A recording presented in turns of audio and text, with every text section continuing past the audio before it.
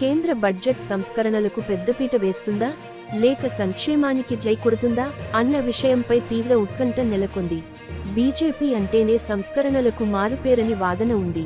ప్రధాని మోదీ 10 ఏళ్ల హయాంలో ఎన్నో సంస్కరణలను అమల్లోకి తీసుకొచ్చారు.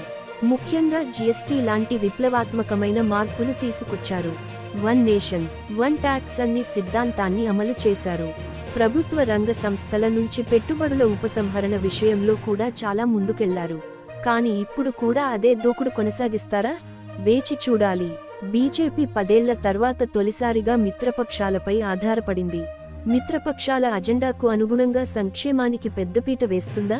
ఈ ప్రశ్నకు బడ్జెట్లోనే సమాధానం లభించే అవకాశం ఉంది. విశాఖ ఉక్కు లాంటి సంస్థల నుంచి పెట్టుబడుల ఉపసంహరణ ఇప్పుడు అంత ఈజీ కాదు.